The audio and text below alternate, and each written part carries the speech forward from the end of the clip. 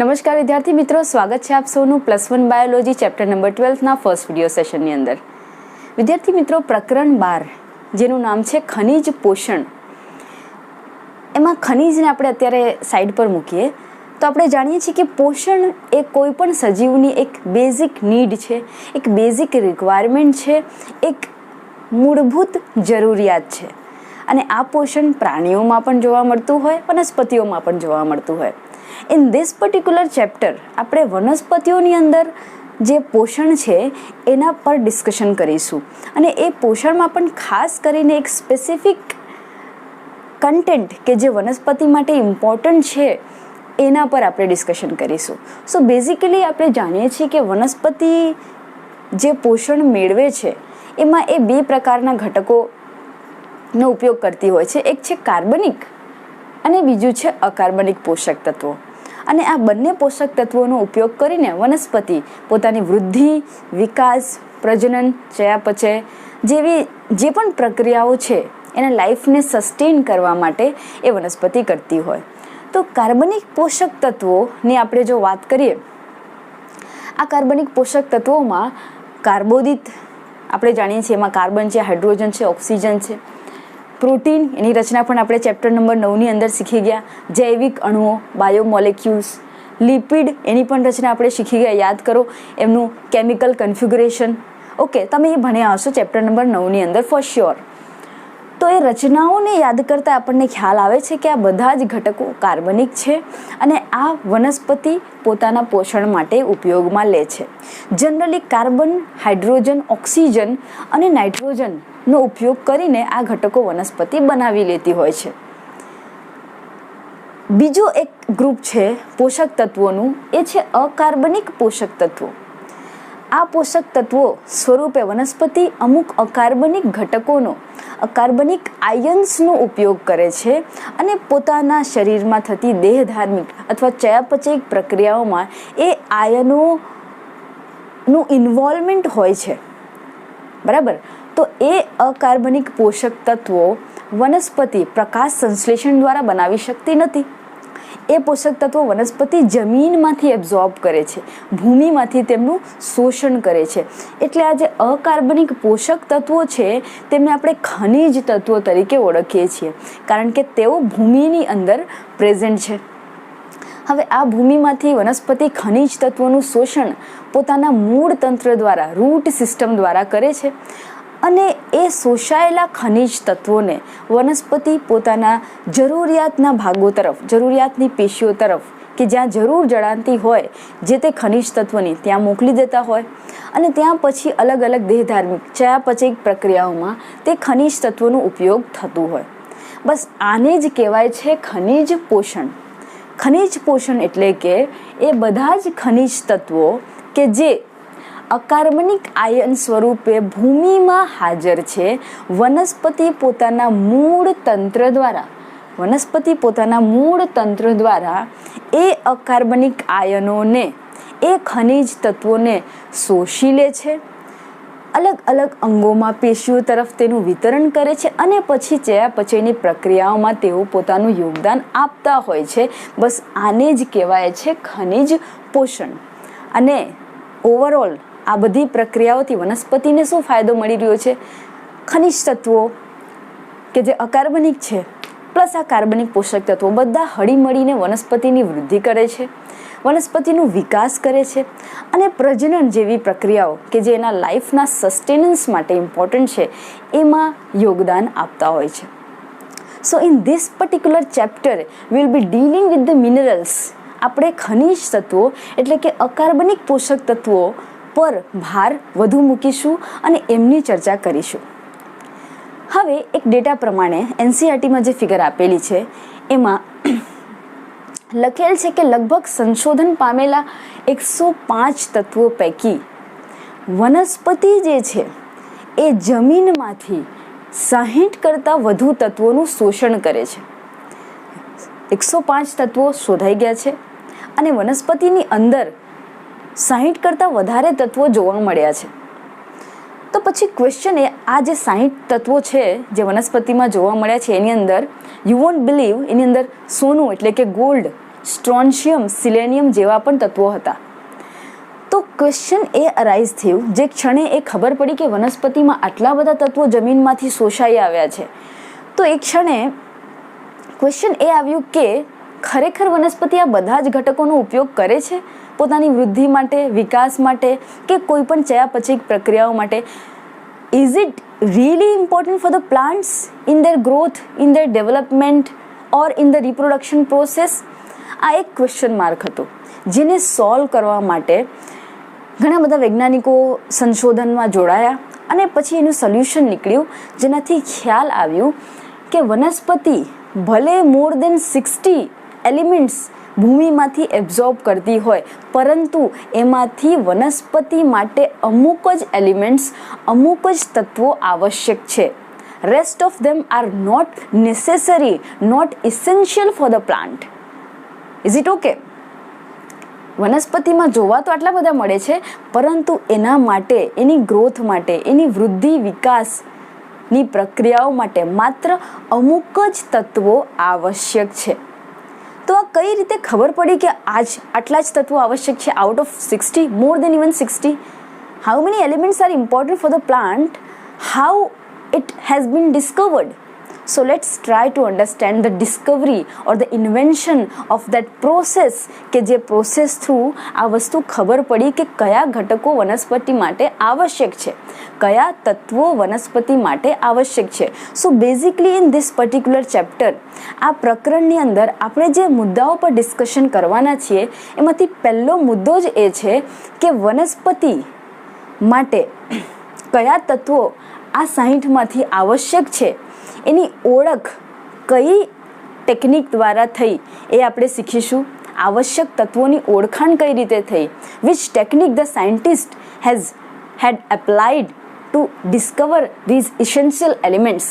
પહેલું જ ટોપિક આપણે એ જોવાના છીએ. એ ખ્યાલ આવી ગયા બાદ આપણે જોશું કે આ આવશ્યક તત્વોનું ક્રાઇટેરિયા શું છે, કોને આપણે કહીશું કે આ આવશ્યક છે. આ 60 વનસ્પતિમાં જોવા તો મળ્યા, પણ એ ટેગ આપણે કયા તત્વોને આપીશું કે ભાઈ તું આવશ્યક છે વનસ્પતિ માટે? એ સુવર્ણ પદક, એ સર્ટિફિકેટ આપણે કોને આપીશું? તો એના અમુક ક્રાઇટેરિયા હોય ને, જે ક્રાઇટેરિયાને ધ્યાનમાં રાખીને આપણે કહીશું કે yes okay you are essential, yes okay you also are essential. બરાબર, આવી રીતે આપણે ઇસેન્શિયલ તત્વોને અલગ કરીશું એન્ડ નોન ઇસેન્શિયલ એટલે બિનાવશ્યકને અલગ કરી દઈશું. તો પહેલાં તો આપણે એ પ્રક્રિયા વિશે જાણીશું કે જે આપણને એ બતાવે છે કે આ બધા તત્વો આવશ્યક છે આ 60માંથી. ધારો કે 20 છે, 25 છે, 30 છે, તો એ કઈ પ્રક્રિયાથી આપણને ખબર પડી. સેકન્ડ આપણે એ ડિસ્કસ કરીશું કે આવશ્યક તત્વો માટેના ક્રાઇટેરિયા શું છે, એના માપદંડ શું છે, કઈ લાક્ષણિકતાઓને ધ્યાનમાં રાખીને હું કોઈ તત્વને આવશ્યક કહી શકું. That is the second point of discussion in this particular chapter. ત્યારબાદ થર્ડ, આ આવશ્યક તત્વો વનસ્પતિમાં શું રોલ પ્લે કરે છે, એમનું યોગદાન શું છે એ વનસ્પતિ માટે. જો તમે એને આવશ્યક કહી રહ્યા છો તો એનું વનસ્પતિ માટે શું યોગદાન છે, એની ભૂમિકા શું છે એ આપણે ડિસ્કસ કરીશું. ત્યારબાદ જો એ તત્વો ન હોય, જો આવશ્યક છે તો એ ન હોય તો એનાથી વનસ્પતિને કોઈ નુકસાન તો થવું જોઈએ, કોઈ અસર વર્તાવી જોઈએ એની ગેરહાજરીની. તો એ કઈ અસર હોઈ શકે એ આપણે આ ચેપ્ટરમાં શીખીશું. ત્યારબાદ આ તત્વો વનસ્પતિ ભૂમિમાંથી કઈ રીતે એબ્ઝોર્બ કરે છે, તેનું શોષણ પ્રોપરલી કયા ફોર્મેટમાં વનસ્પતિ કરે છે, કયા પાથવે થ્રુ કરે છે, આપણે એ શીખીશું. અને ચેપ્ટરના એન્ડમાં આપણે નાઇટ્રોજન કે જે વાયુમય અવસ્થામાં છે એનું વનસ્પતિ સ્થાપન કરે છે અને પછી એને પોતાના દેહધાર્મિક પ્રોસેસીસ માટે યુટિલાઇઝ કરે છે, એના સ્થાપનની ક્રિયાવિધિ આપણે ચેપ્ટરના અંતમાં શીખીશું. સો this many topic will be dealing in this particular chapter. આટલા બધા ટોપિક આપણે સ્ટડી કરવાના છીએ. તો આ એક બેઝિકલી એક કન્સેપ્ટ મેપ થઈ ગયું, એક માઇન્ડ મેપ થઈ ગયું, જેનાથી તમને ક્લિયર ખ્યાલ આવી જાય કે ચેપ્ટરમાં આપણે કયા કયા મુદ્દાઓ પર ડિટેલ ડિસ્કશન કરવાના છીએ.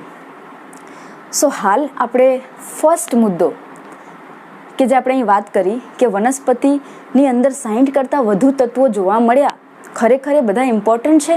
તો જવાબ છે ના. તો કયા ઇમ્પોર્ટન્ટ છે, એ કઈ રીતે એની શોધ થઈ, એનું ઇન્વેન્શન કઈ રીતે થયું? So there was a German scientist, જે બોટનિસ્ટ હતા, એક વનસ્પતિ શાસ્ત્રી હતા. 1860 એમનું નામ હતું Julius von Sachs. Julius von Sachs નામક વૈજ્ઞાનિકે, this is important for the MCQ, તેમને 1860 એક ટેકનિક ઇન્વેન્ટ કરી જેનું નામ હતું જલ સંવર્ધન. અંગ્રેજીમાં એને કહેવાય છે હાઇડ્રોપોનિક્સ. આ બંને શબ્દો યાદ રાખજો, જલ સંવર્ધન ઓર હાઇડ્રોપોનિક્સ. સો જુલિયસ વોન સેચ, જેમણે આ ટેકનિક ડિસ્કવર કરી, એનું એક ડાયગ્રામેટિક રિપ્રેઝન્ટેશન અહીંયા છે કે જેના થકી આપણે એ જાણી શકીએ છીએ કે વનસ્પતિ માટે કયા તત્વો આવશ્યક છે. હવે હું તમને એકદમ સિમ્પલ એક્સપ્લેનેશન દ્વારા સમજાવું છું કે કઈ રીતે તેઓ આ તારણ પર આવ્યા હશે કે આ 60માંથી વનસ્પતિ માટે કેટલા ઇમ્પોર્ટન્ટ. આ સેટઅપને તમને સમજવું પડશે. સૌથી પહેલાં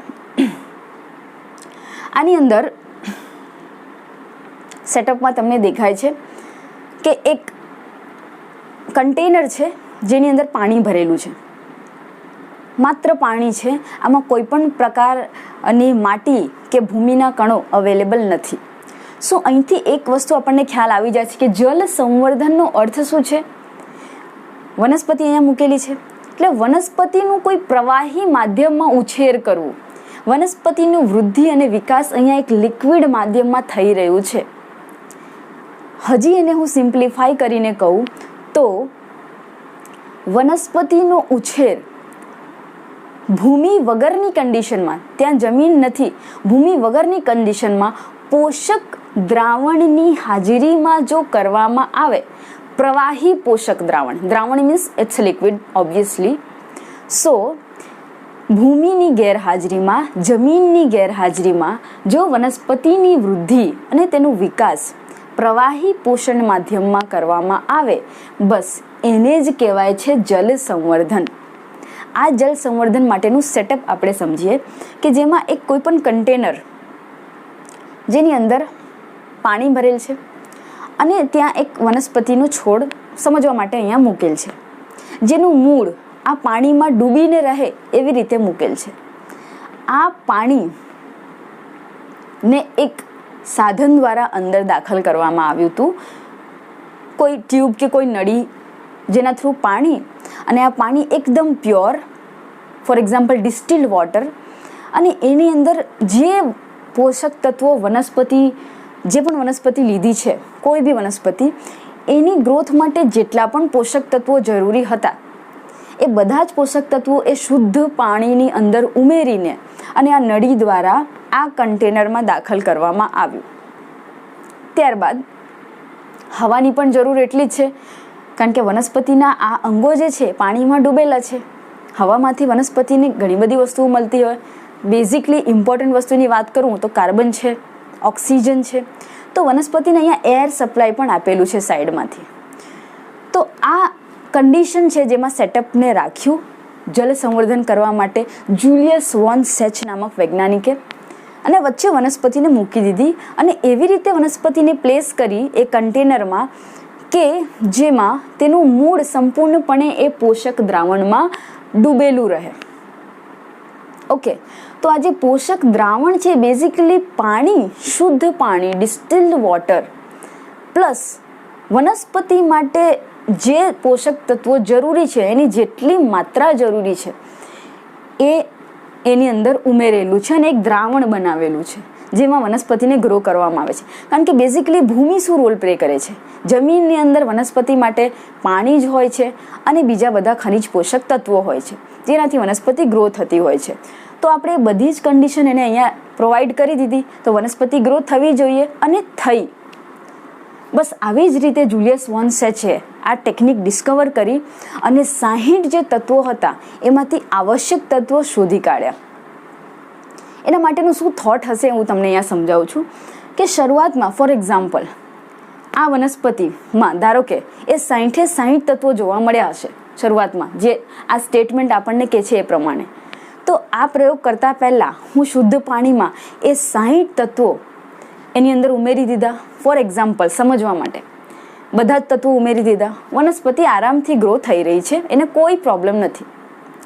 હવે આ 60માંથી હું એક એક તત્વ ત્યાંથી અલગ કરું છું, બરાબર. એક એક તત્વને નેક્સ્ટ ટાઈમ જ્યારે ઉમેરું છું તો 60માંથી એક માઇનસ કરીને 59 ઉમેરું છું, 48 ઉમેરીશ, ઓકે, પછી 30 ઉમેરું છું. એવી રીતે હું માઇનસ કરતી જઈશ ઘટકોને અને પછી એ દ્રાવણ ચેન્જ કરીને વનસ્પતિને એમાં પ્લેસ કરીશ. કોઈ પણ એક્સપેરિમેન્ટલ સેટઅપ હું આવી રીતે તૈયાર કરીશ. શરૂઆતમાં મેં 60થી શરૂઆત કરી, પછી એક એક ઘટકોને હું કાઢતી ગઈ અને પોષણ માધ્યમ એવું બનાવતી ગઈ કે જેની અંદર વનસ્પતિ ગ્રો થઈ રહી છે.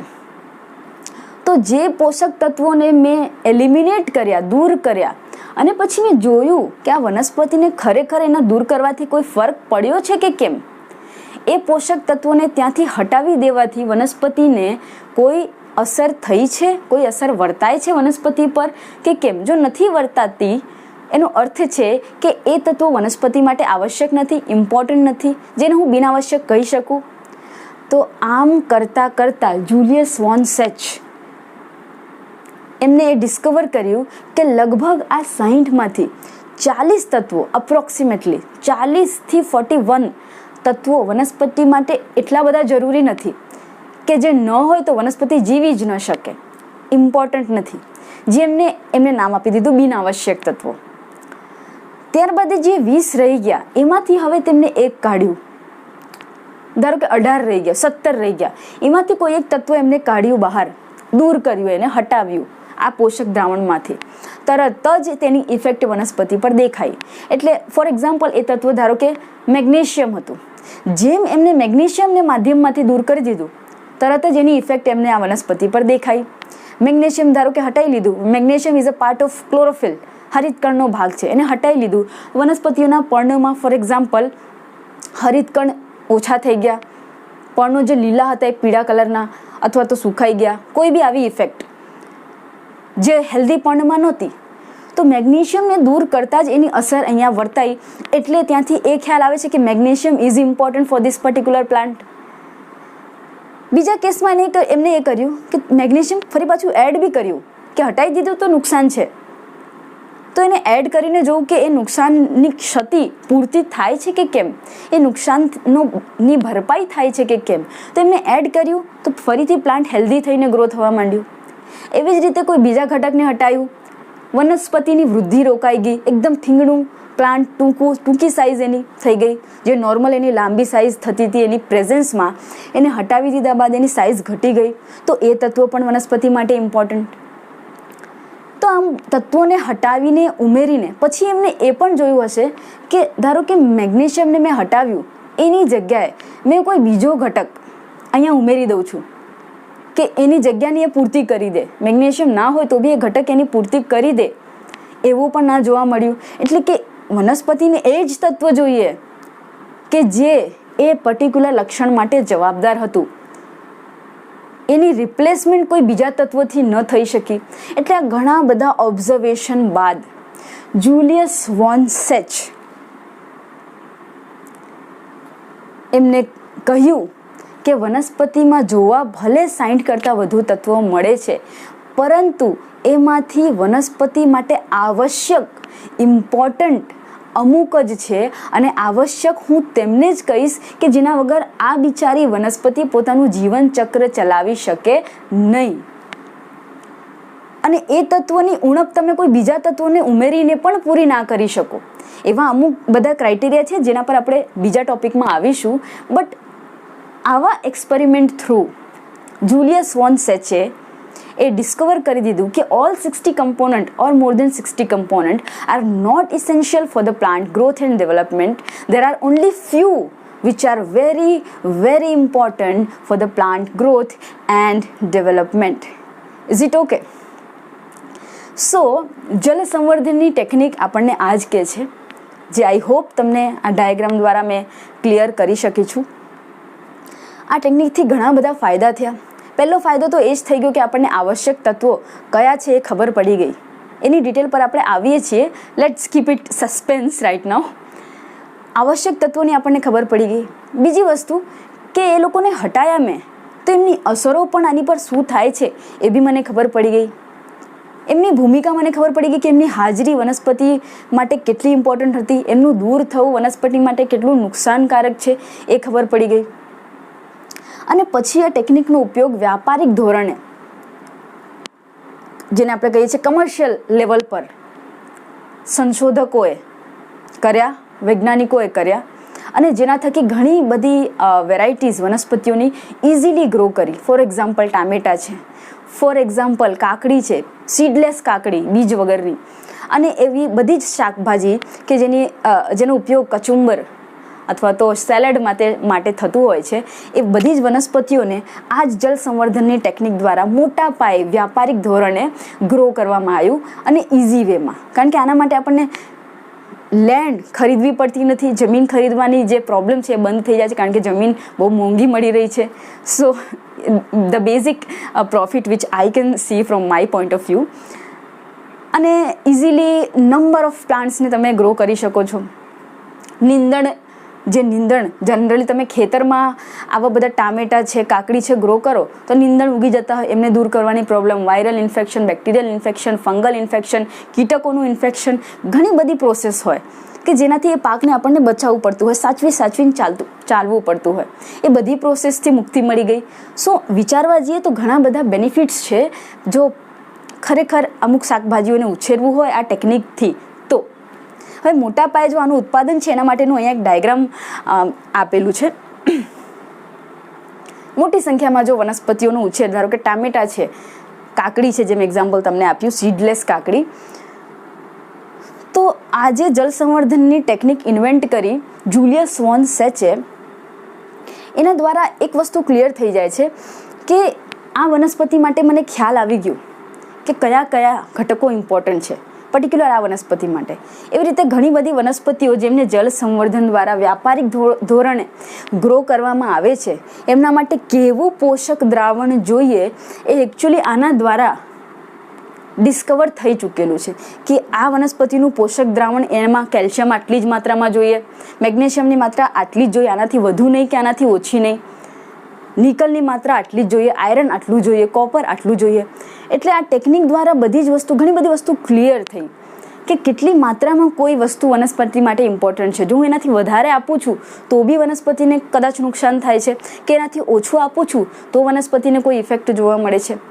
સો પહેલાં તો કયા તત્વો ઇમ્પોર્ટન્ટ છે એ ખબર પડી, કેટલી માત્રામાં ઇમ્પોર્ટન્ટ છે એ ખબર પડી, તેની ગેરહાજરીથી વનસ્પતિને શું થાય છે એનો ખ્યાલ આવી ગયો. એટલે ખેતરમાં હવે તમે જુઓ કે કોઈ પ્લાન્ટ બીમાર છે, જોતાની સાથે જ ખબર પડી જવી જોઈએ કે એમાં કયા તત્વની ઉણપ છે. ખ્યાલ આવે છે તો એ તત્વ એ વનસ્પતિને સપ્લાય કરો અને પછી એની ગ્રોથ, એને ફ્લરિશ થવા દો. So many puzzles has been cleared from this particular experiment which has been given by Julius von Sech. અને કમર્શિયલ લેવલ પર જો આપણે વનસ્પતિઓને મોટી સંખ્યામાં શાકભાજીને ગ્રો કરવા માટે આનો ઉપયોગ જે છે કરવામાં આવ્યું. ફોર એક્ઝામ્પલ આ સેટઅપમાં તમે જોઈ શકો છો કે ધારો કે આ એક ટામેટાનું પ્લાન્ટ છે, એને કઈ વસ્તુ જોઈએ, કેટલી માત્રામાં જોઈએ, એ જળ સંવર્ધન દ્વારા અહીંયા મને ખબર પડી ગઈ. હવે એના દ્રાવણનું મને આખું કમ્પોઝિશન ખબર પડ્યું કે એના દ્રાવણમાં કઈ વસ્તુ જોઈએ, કેટલી માત્રામાં જોઈએ. હવે મને ટામેટાના 1000 પ્લાન્ટ ગ્રો કરવા છે, તો એને મોટા પાયે એનું ઉત્પાદન કરવા માટે એ દ્રાવણનું જે પણ ફોર્મ્યુલા છે, મને ખબર પડી છે કે આ દ્રાવણ આવી રીતે બનાવ્યું હતું, તો આ ટામેટાનું છોડ બહુ જ સારું ગ્રો કરતું હતું, તો એ દ્રાવણનું ફોર્મ્યુલા હું લઈ લઈશ, બરાબર, અને મોટા જથ્થામાં એ દ્રાવણ બનાવીશ. અને આ સેટઅપ તમે જોઈ શકો છો, એક નળાકાર કન્ટેનર છે, અને એ કન્ટેનરની અંદર અલગ અલગ જગ્યાએ અહીંયા પ્લાન્ટ્સને મૂક્યા છે, બરાબર, એના છોડવાને નાના પોષક દ્રાવણ એક મોટા કન્ટેનરમાં છે, જ્યાં એક પંપ લગાડેલું છે, અને આવી રીતે આ નળીને થોડી આડી ઢાળ સ્વરૂપે મૂકવામાં આવે છે. ઓકે, આની બી જળ સંવર્ધનની બી અલગ અલગ ટેકનિક છે, but this is one of them. આ એમાંની એક છે.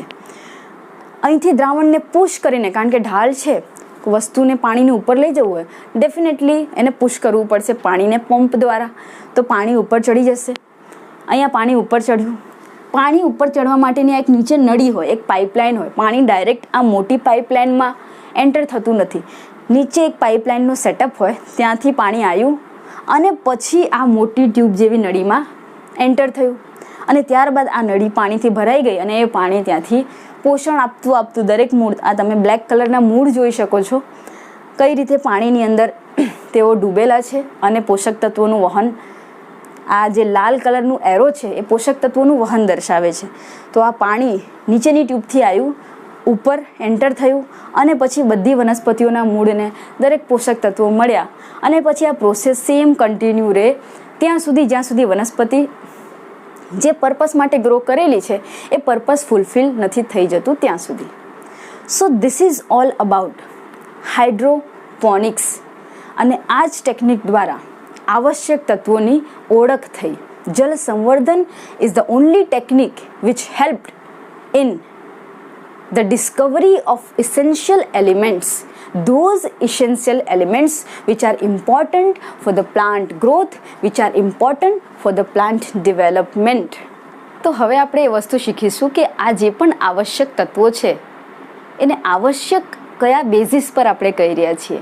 વૈજ્ઞાનિકોએ એવું તો એમનામાં શું જોયું હશે કે એમને એવું લાગ્યું કે 60માંથી માત્ર આટલા જ તત્વો આવશ્યક છે અને બીજા બધા બિન આવશ્યક છે, હોય કે ન હોય કોઈ ફરક નહીં પડતા હૈ. તો વૈજ્ઞાનિકોએ કયા ક્રાઇટેરિયાના આધારે એમને આવશ્યક હોવાનો દાવો કર્યો કે એ વનસ્પતિ માટે રિયલી ઇમ્પોર્ટન્ટ છે, કયા બેઝિસ પર એમને એ તત્વોને સુવર્ણ પદક આપવામાં આવ્યું, એ ઉપાધિ આપવામાં આવી કે ભાઈ તમે લોકો ખૂબ જ આવશ્યક છો વનસ્પતિ માટે. વનસ્પતિ માટે તમે માનો નહીં એ તત્વો એટલા આવશ્યક નીવડ્યા કે એમની ગેરહાજરીમાં વનસ્પતિ પોતાની લાઈફ ઇમેજિન ના કરી શકે, પોતાનું જીવનચક્ર કમ્પ્લીટ જ ના કરી શકે, એટલા આવશ્યક. અહીં મને કબીરસિંહ મૂવીનો એક સોંગ યાદ આવી જાય છે, જે છે ધારો કે વનસ્પતિ પોતાના માટે ગાતી હોય તો કઈ રીતે, कैसे हुआ तू इतना ज़रूरी कैसे हुआ. સો વનસ્પતિ માટે કેમ, how these elements are so important કે જેમની હાજરી ન હોય તો વનસ્પતિ જીવી જ ન શકે. આ વસ્તુને ડિસ્કવર કરવા માટે બે મહાન વૈજ્ઞાનિકો આર્નોન અને શાઉટ એમને પોતાનું બહુ જ મોટું યોગદાન આપ્યું ઇન 1939. અને એમને એવા 3 ક્રાઇટેરિયા બતાવ્યા કે આ આવશ્યક તત્વોમાં આ 3 ક્રાઇટેરિયા જો હોય તો એને આવશ્યક ઘોષિત કરી જ દેવું આંખ બંધ કરીને. પહેલો ક્રાઇટેરિયા એમાં હતો કે એ તત્વ વનસ્પતિની વૃદ્ધિ અને પ્રજનન સાથે સીધું સંકળાયેલું હોવું જોઈએ. એટલે કે જો એ તત્વ ના હોય વનસ્પતિની વૃદ્ધિ અવરોધાય, એના પ્રજનનમાં વિલંબ આવે, એટલું ઇમ્પોર્ટન્ટ હોવું જોઈએ એ તત્વ કે વૃદ્ધિ અને પ્રજનનમાં સંકળાયેલું હોવું જોઈએ. ઇન શોર્ટ, જો એ તત્વને હટાવી દો તો વનસ્પતિ પોતાની લાઈફ સાયકલ કમ્પ્લીટ કરી શકે નહીં. વનસ્પતિની લાઈફ સાયકલ એટલે કે વનસ્પતિના બીજને તમે ગ્રો કરો, વનસ્પતિ ઉગે, વૃદ્ધિ થાય, વિકાસ થાય, પુષ્પો આવે, પ્રજનનની વય થાય, પ્રજનન થાય, ફળ સર્જાય, ફરી પાછું બીજ બને, બીજને ફરી પાછું આવો, નવી વનસ્પતિ બને. તો આ સાયકલ આવી રીતે કમ્પ્લીટ થાય. ફાઇન. સો વનસ્પતિ બીજ નિર્માણ સુધી ફરી પહોંચી જ ન શકે જો એ તત્વને તમે હટાવી દો. આ પહેલું ક્રાઇટેરિયા છે કે એ વૃદ્ધિ અને પ્રજનન સાથે સીધું ઇન્વોલ્વ હોવું જોઈએ. સેકન્ડ ઇમ્પોર્ટન્ટ ક્રાઇટેરિયા કે એ જે તત્વ છે એની કમી, એની ઉણપ કોઈ બીજા તત્વના એડિશન દ્વારા દૂર કરી શકાય નહીં. એ તત્વ એટલું ખાસ હોવું જોઈએ જે વ્યક્તિ વનસ્પતિ માટે, વ્યક્તિ ઇન ધ સેન્સ તત્વ વનસ્પતિ માટે આટલું બધું આવશ્યક છે, આટલું બધું ઇમ્પોર્ટન્ટ છે કે જેના વગર વનસ્પતિ પોતાની લાઈફ ઇમેજિન નથી કરી શકતી, કે જેના વગર વનસ્પતિ કોમ્પ્રોમાઇઝ, જેની સાથે વનસ્પતિ કોમ્પ્રોમાઇઝ નથી કરી શકતી કે ભાઈ તું નહીં તો કોઈ બીજા તત્વથી હું મારું કામ ચલાવી લઈશ. વનસ્પતિ એ તત્વને બીજા તત્વથી પ્રતિસ્થાપિત કરી શકતી ન હોય. એ તત્વ એટલું ખાસ હોવું જોઈએ. વનસ્પતિની લાઈફમાં એનું રોલ એટલું વિશિષ્ટ અને ખાસ હોવું જોઈએ કે એની જગ્યાએ એનું કામ બીજું કોઈ તત્વ ના કરી શકે. ફાઇન. અને થર્ડ ઇમ્પોર્ટન્ટ ક્રાઇટેરિયા કે વનસ્પતિ ના ચયાપચયની પ્રોસેસની અંદર એ તત્વ સીધું ઇન્વોલ્વ હોવું જોઈએ. ચયાપચયથી જ વનસ્પતિની વૃદ્ધિ, વિકાસ અને પ્રજનન બધી પ્રોસેસ સંકળાયેલી હોય અને જે તત્વને આપણે આવશ્યક તત્વનો ટેગ આપી રહ્યા છે એ ડાયરેક્ટ વનસ્પતિના ચયાપચયિક પ્રોસેસીસ સાથે સંકળાયેલું હોવું જોઈએ. હવે 60માંથી અથવા મોર દેન 60 જે વનસ્પતિ દ્વારા ભૂમિમાંથી શોષણ પામેલ હતા એ બધા જ તત્વોમાંથી કેટલા તત્વો આ 3 ક્રાઇટેરિયા પર ખરા ઉતરી શક્યા અથવા તો આ 3 માપદંડો પર કેટલા તત્વો ખરા ઉતર્યા કે જેમને આપણે આવશ્યક તત્વોનું ટેગ આપી દીધું, એ હતા કુલ 17 તત્વો. Out of 60 or more than 60 elements, only 17 elements are considered as the essential element for the plant, for their growth, for their development, જે આર્નોન અને શાઉટ દ્વારા આપવામાં આવ્યું. હવે આ જે 17 એલિમેન્ટ હતા, આ તો આપણને ખબર પડી ગઈ કે પહેલાં આમની ઓળખ કઈ રીતે થઈ, જલ સંવર્ધનની ટેકનિક દ્વારા આપણે આ હદ સુધી પહોંચ્યા. પછી એ ક્રાઇટેરિયા કોને બનાવ્યા? એ ક્રાઇટેરિયા બનાવ્યા આર્નોન અને શાઉટે. હવે આપણે જોઈએ કે આ જે 17 એલિમેન્ટ્સ જે શોધાઈ ગયા કે આ જ આવશ્યક છે, આમના વગર વનસ્પતિ જીવી જ નહીં શકે, તો આ 17 એલિમેન્ટ શું બધા જ એલિમેન્ટ ઇક્વલ અમાઉન્ટમાં વનસ્પતિને જોઈએ? એક જ માત્રા, સેમ માત્રામાં દરેક એલિમેન્ટની રિક્વાયરમેન્ટ વનસ્પતિને હોય? શું આવું હોય છે? તો જવાબ છે ના.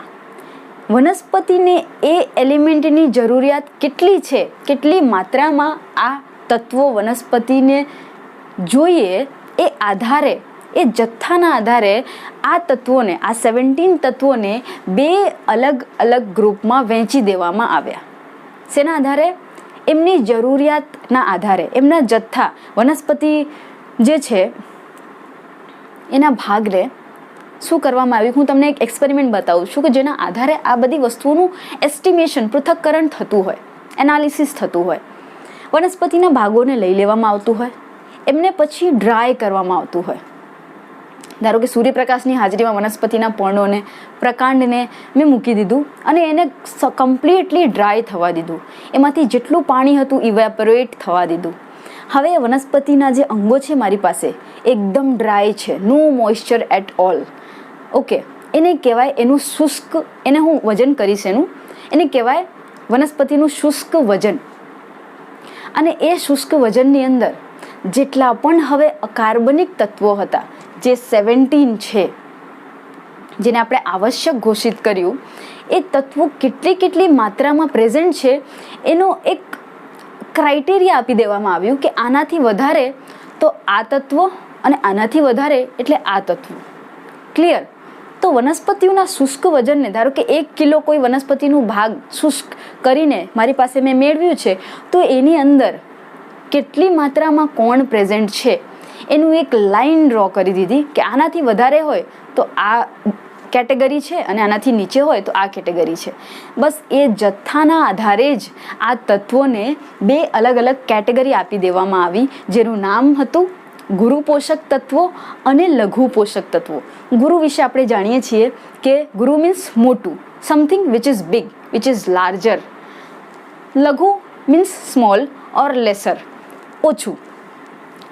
જે તત્વો, ધારો કે વનસ્પતિનું 1 કિલોગ્રામ શુષ્ક વજન ભાગનું મેં મેળવ્યું, એ 1 કિલોગ્રામની અંદર મને જે ઘટકોની માત્રા વધારે જોવા મળી, વધુ માત્રામાં, એને મેં કહી દીધું આ બધા જ ગુરુ પોષક તત્વો છે.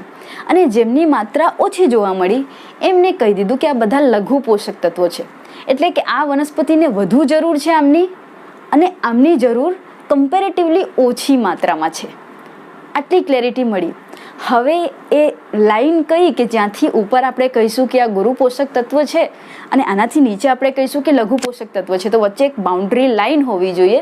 સો that line is this one with the red colour I have mention here, કે 1 કિલો શુષ્ક વજન તમે લો વનસ્પતિના અંગોનું કે ભાગોનું, વનસ્પતિનું 1 કિલો શુષ્ક વજનની અંદર જો કોઈ તત્વ, આ અકાર્બનિક તત્વ 17માંથી કોઈ પણ અકાર્બનિક તત્વ 10 મિલીમોલ કરતાં વધુ મળે વનસ્પતિના 1 કિલોગ્રામ શુષ્ક વજનમાં જો કોઈ અકાર્બનિક તત્વ 10 મિલીમોલ કરતાં વધુ માત્રામાં જોવા મળે તો એ બધા જ તત્વોને ગુરુ પોષક તત્વોની કેટેગરીમાં રાખવામાં આવ્યું.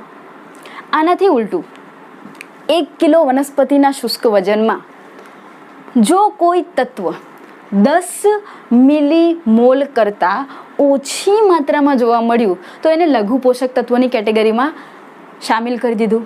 એટલે તમને આ બાઉન્ડ્રી લાઈન યાદ કરવાની છે. 10 મિલીમોલ પર કેજી, જો વધુ હોય એના કરતાં તો ગુરુ, જો ઓછું હોય એના કરતાં તો લઘુ. Clear? So this is the actual definition of ગુરુ પોષક તત્વો એન્ડ લઘુ પોષક તત્વો. હવે ઇમ્પોર્ટન્ટ એ છે કે આ તત્વોના નામ યાદ કરવા. ટોટલ 17 છે, એમાં ગુરુ પોષક તત્વો કુલ 9 છે, જે હું તમને અત્યારે સમજાવીશ. એકાદો ગોલા મેથડ હું બતાડીશ જે થોડીક કન્વિનિયન્ટ છે આને યાદ કરવા માટે. અધરવાઇઝ તમે તમારી પોતાની મેથડથી પણ આને યાદ કરી શકો છો. તો આ ટોટલ 9 છે ગુરુ પોષક તત્વો, અને લઘુ પોષક તત્વો જેટલા બાકી રહી ગયા 17માં, એટલે કે 8 છે. હવે આને કઈ રીતે યાદ કરવા? આ 9 તત્વોને યાદ કરવાની એક સ્મોલ ટ્રીક. તમે રિતિક રોશનની એક મૂવી જોઈ હશે કદાચ, અથવા તો સાંભળી હશે, કહો ના પ્યાર હૈ. ઓકે, તો કહો ના પ્યાર અહીંયા તમે જોશો તો તમને ખ્યાલ આવશે CHON and P. કહો ના પ્યારનો P સુધી, બરાબર? કહો ના પ્યાર હૈ એટલે કે કહો ના CHON and P સુધી. ફાઇન. ત્યારબાદ તમને કે ને એક યાદ રાખવું પડશે. પછી એક બીજી મૂવીનું તમને નામ યાદ અપાવું, હર્ષદ મહેતા સ્કેમ. એનું બસ સ્કેમ યાદ રાખો, SCAM.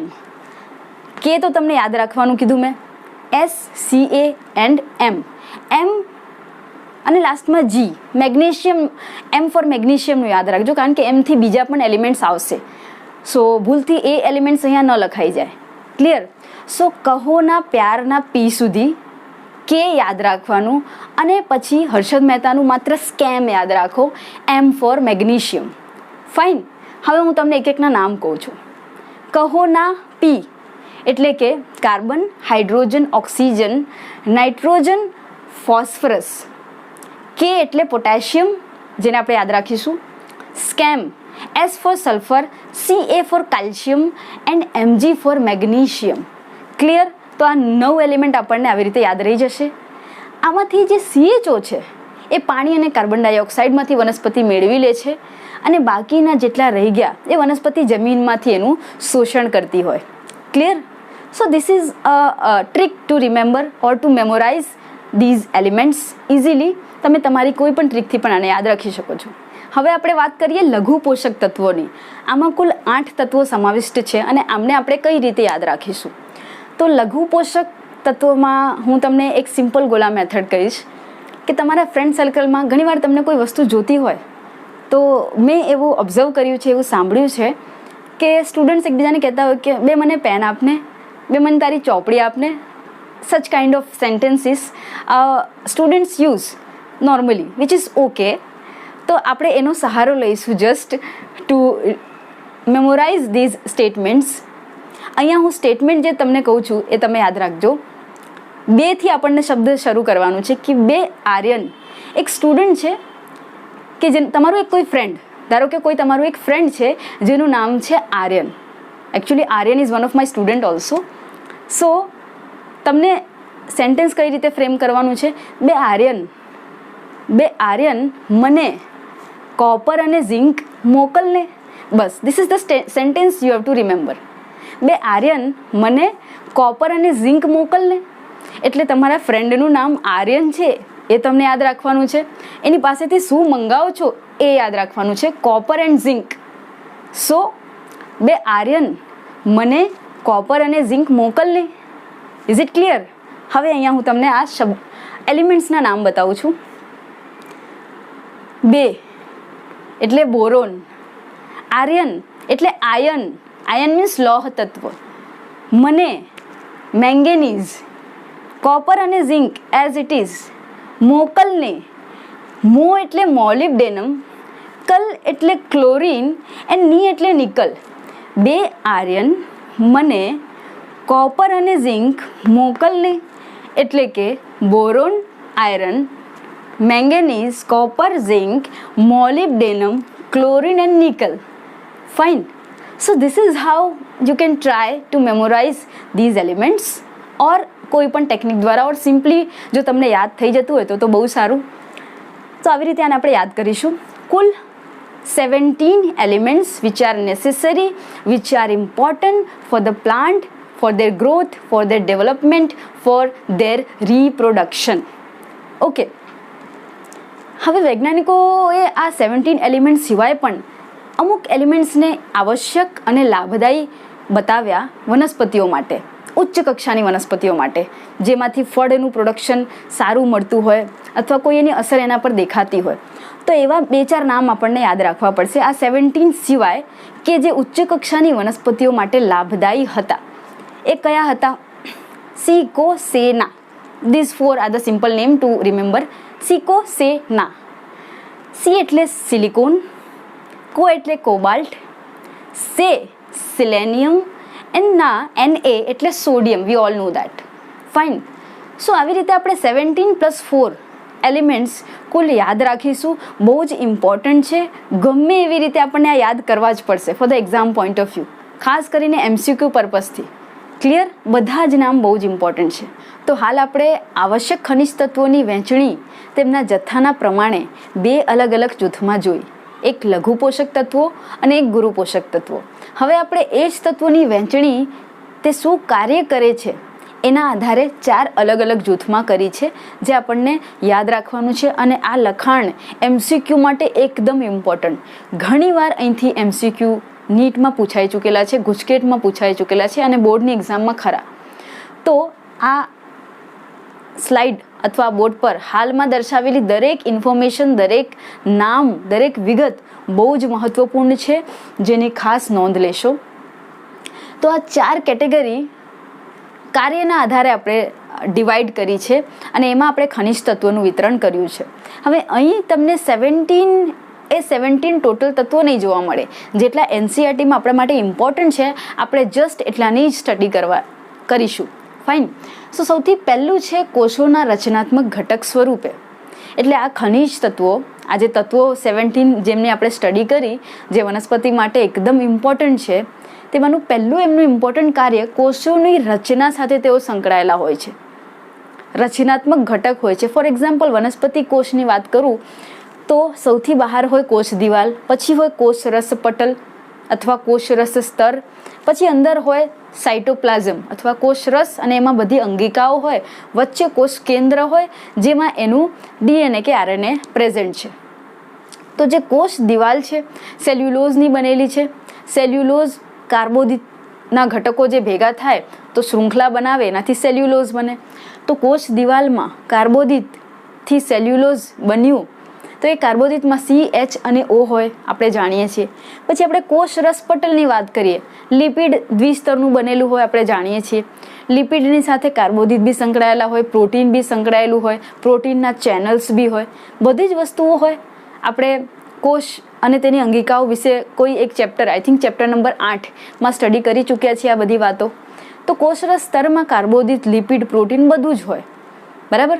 તો પ્રોટીનમાં આપણે જોવા જઈએ નાઇટ્રોજન હોય છે. અમીનો એસિડની રચનાને યાદ કરો, અમીનો એસિડ મળે તો પ્રોટીન બને.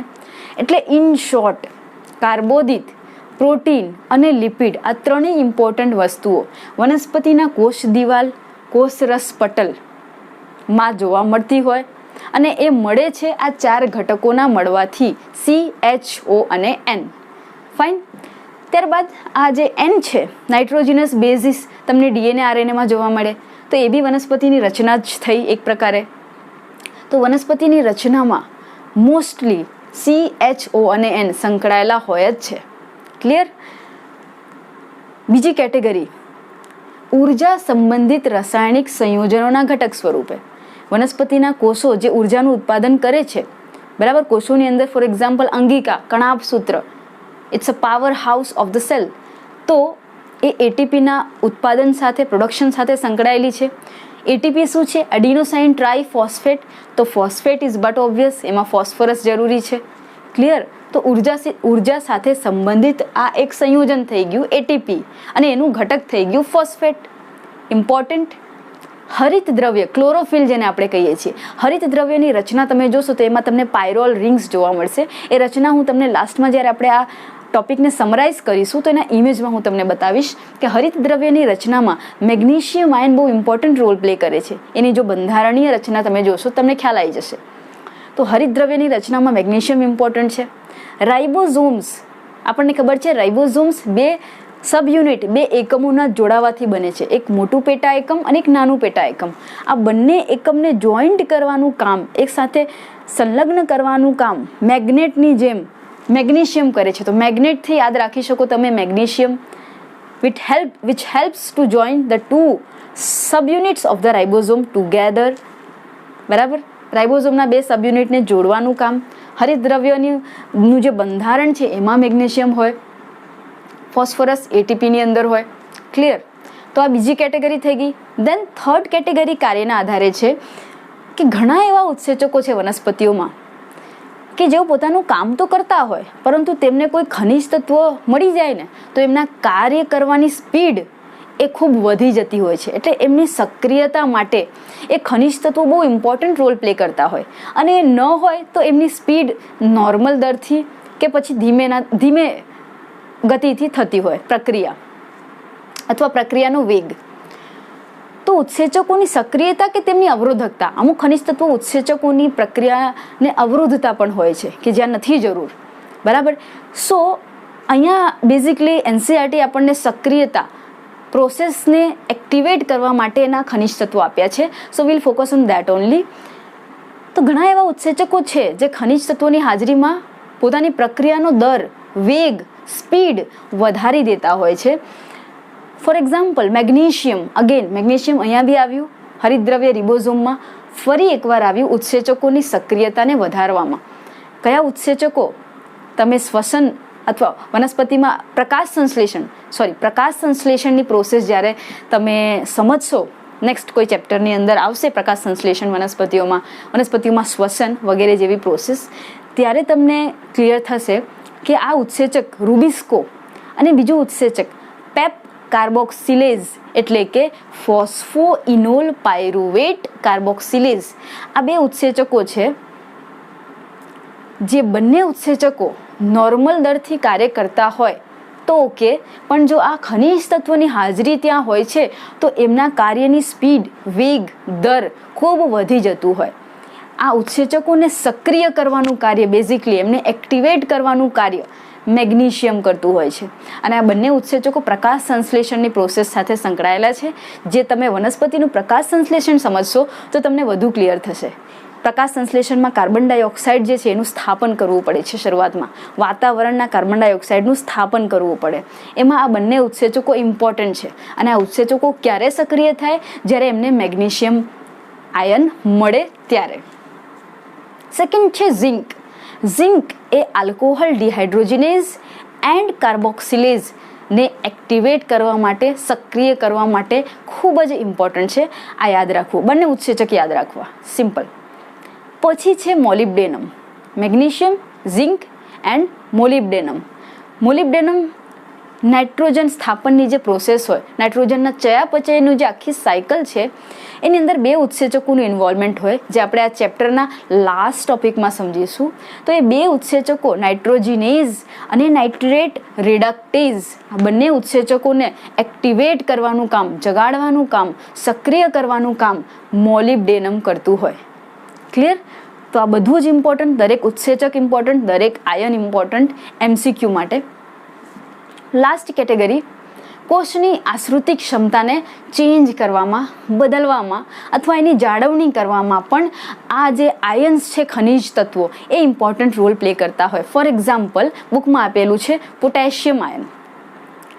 આપણે જ્યારે વાયુરંધ્ર ચેપ્ટર નંબર 11 સમજ્યા હતા, વાયુરંધ્રને ખુલવાની અને બંધ થવાની પ્રોસેસ, તો આપણે ત્યાં વાત કરી હતી કે પોટેશિયમ આયન વાયુરંધ્રના જે રક્ષક કોષો હોય એમાં એનો ભરાવો થાય છે.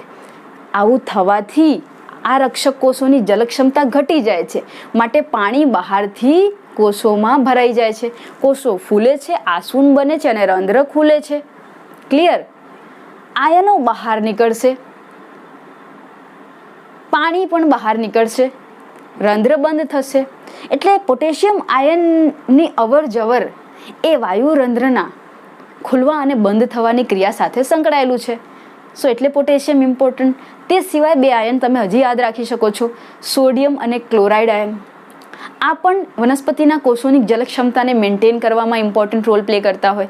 જલક્ષમતા આપણને ખબર છે કે જે જગ્યાએ આયનોની સાંદ્રતા વધારે છે એટલે ત્યાં જલક્ષમતા ઓછી છે.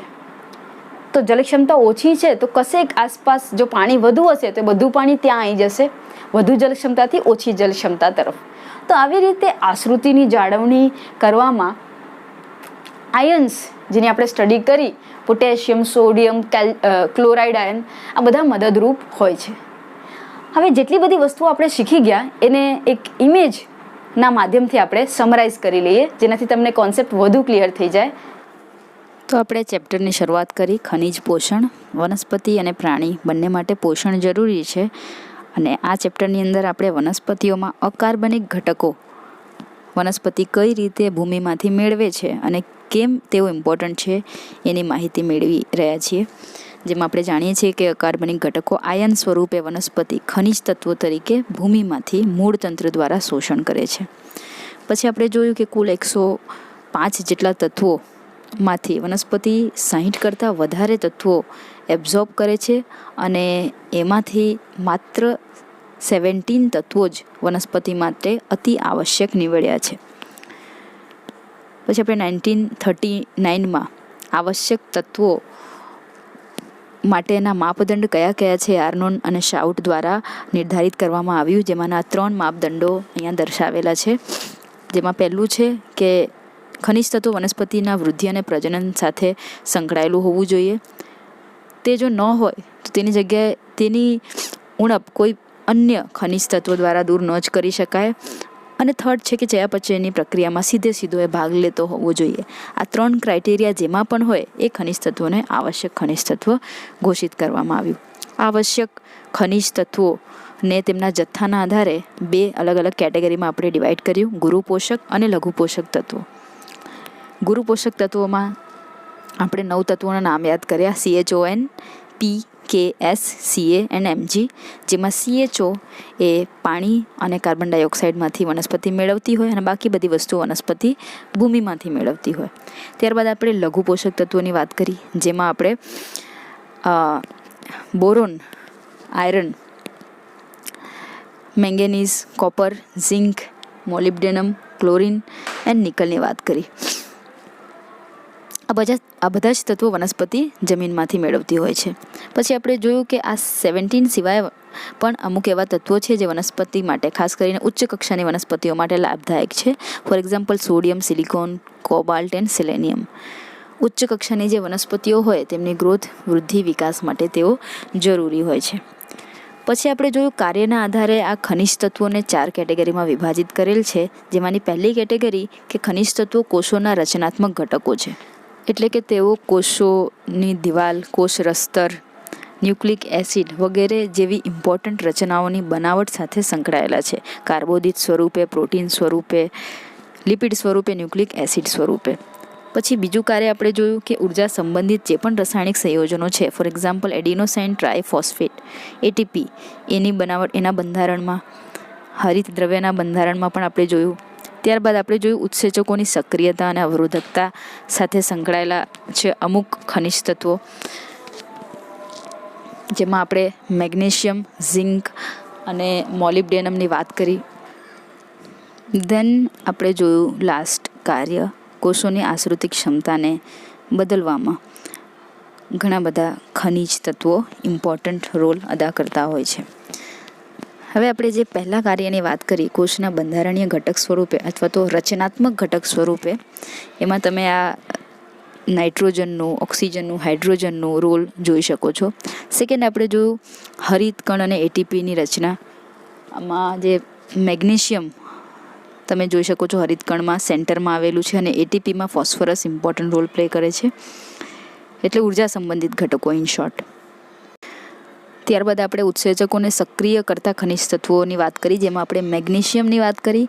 તે સિવાય મોલિબ્ડેનમ અને ઝિંકની પણ વાત કરી, પણ અહીંયા મેગ્નેશિયમ જસ્ટ મેન્શન કરેલ છે એટલે એના ત્રણ એન્ઝાઇમ આપણે યાદ રાખીશું. અને લાસ્ટમાં આપણે જોયું કે આશ્રુતિ ક્ષમતાની જાળવણીમાં પોટેશિયમ આયન રક્ષક કોષોમાં એન્ટર થઈને કે બહાર નીકળીને વાયુરંધ્રના ખોલવા અને બંધ થવાની ક્રિયાનું નિયમન કરે છે. અને એક જલ ક્ષમતાનો કોન્સેપ્ટ પણ આનાથી આપણે સમજી શકીએ છીએ. આયનો જે છે જલક્ષમતા નક્કી કરતા હોય છે કોષોની, જેની અંદર આપણે પોટેશિયમ સિવાય ક્લોરાઇડ આયન અને સોડિયમ આયનને પણ યાદ રાખી શકીએ છીએ.